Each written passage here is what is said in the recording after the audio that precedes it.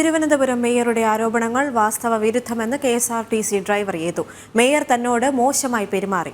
മേയർക്കെതിരെ കേസുമായി മുന്നോട്ടു പോകുമെന്ന് യേതു ജനം ടിവിയോട് പറഞ്ഞു. അഖിൽ പാലോട്ടുമടം തയ്യാറാക്കിയ റിപ്പോർട്ടിലേക്ക്. എന്താണെന്ന് വെച്ച് വെള്ളം അടിച്ചിട്ടുണ്ടോ? ഇല്ല, വെള്ളമൊന്നും അടിച്ചിട്ടില്ല. നിൻ്റെ ഭാഗത്ത് ക്ലിയറാണ്, വേറെ കുഴപ്പമൊന്നുമില്ല. അപ്പോൾ അവർക്ക് ഈഗോ ക്ലാഷാണ്. അവർ മേയറാണെന്ന് നീ അംഗീകരിച്ചു കൊടുത്തുമില്ല, നീ അവർ പറയുന്നതിന് വകവെച്ച് കൊടുത്തുമില്ലാത്തതുകൊണ്ട് ഒരു ഈഗോ ക്ലാഷാണെന്ന് പറഞ്ഞ് ഞാൻ പറഞ്ഞു കുഴപ്പമില്ല, ഇനിയിപ്പോൾ അവർ ഏതറ്റം വരെ വേണോ പോകാമെന്ന് പറഞ്ഞ് എൻ്റെ ജോലിയെ ഇല്ലാതാക്കുമെന്നാണ് പറഞ്ഞിരിക്കുന്നത്. എന്നെ ഭീഷണിപ്പെടുത്തിയിട്ടൊക്കെയാണ് പോയത്. നട്ടലൊടിഞ്ഞ് വണ്ടി ഓടിച്ച് വന്ന എന്നെ അത്രയും നേരം പിടിച്ചെടുത്തിട്ട് ഞാൻ ഒരു പരാതി കൊടുത്തിട്ട് ഇവർ വാങ്ങിച്ച് അവിടെ ചവിറ്റുകുട്ടയിടും പോലെ മാറ്റി അങ്ങ് ഇടുകയും മാഡത്തിൻ്റെ മൊഴി എടുക്കാനും മാഡത്തിൻ്റെ ഇതിന് വേണ്ടിയിട്ടും അങ്ങ് പോവുകയാണ്. എന്നെ അവിടെ പിടിച്ചിരുത്തിയിരിക്കുന്നത്. ഞാൻ ഡ്യൂട്ടിയിലുണ്ടായിരുന്ന എന്നെയാണ് പിടിച്ച് അവിടെ ഇരുത്തിയിരിക്കുന്നത്.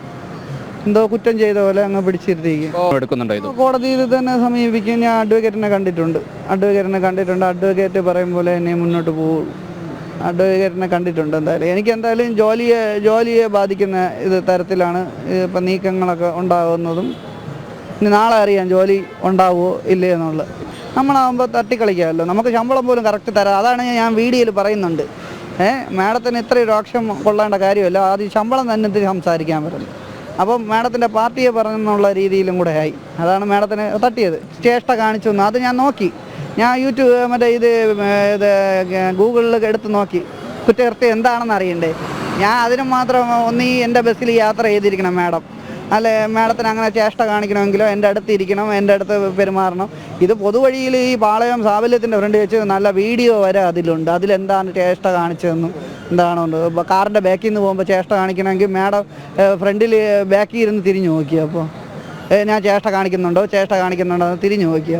അപ്പോൾ ചേഷ്ട കാണിക്കുന്നത് ഞാൻ അങ്ങനെ ചേഷ്ട കാണിക്കാൻ വേണ്ടിയിട്ട് മാഡം അവിടെ നിന്ന് എല്ലാം കാണിച്ചു തന്നു.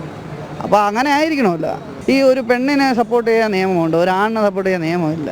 ഒരു പെണ്ണ് പീഡിപ്പിച്ചത് ഇപ്പോൾ വഴി കൂടെ പോവുകയാണ്. ഒരു പെണ്ണ് ഞാൻ നടന്നു പോവുകയാണ്. പീഡിപ്പിച്ചെന്ന് പറഞ്ഞാൽ പീഡിപ്പിച്ചത് തന്നെയാണ്. അതിപ്പോൾ ഞാനായാലും നിങ്ങളായാലും ആരായാലും അത് ഒരു പുരുഷനായാലും സ്ത്രീകൾ പറയുന്നത് നിയമം അനുസരിക്കും, നടപടിയെടുക്കുകയുള്ളൂ.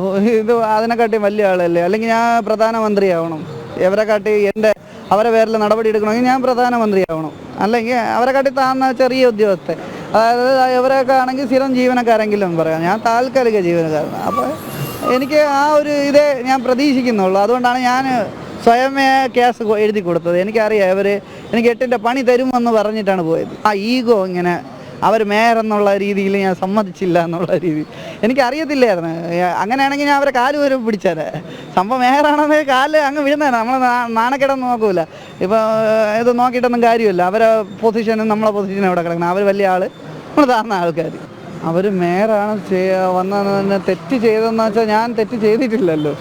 ഞാൻ തെറ്റല്ല ചെയ്തത്. എൻ്റെ മുമ്പിൽ കാറും കൊണ്ട് വന്നിട്ട് ഈ ഹോൺ അടിച്ച് ലൈറ്റ് ഇട്ട് കാണിച്ചു തന്ന മേയറിൻ്റെ വാഹനമാണെങ്കിൽ ഞാൻ ഒതുക്കി കൊടുത്തേനെ.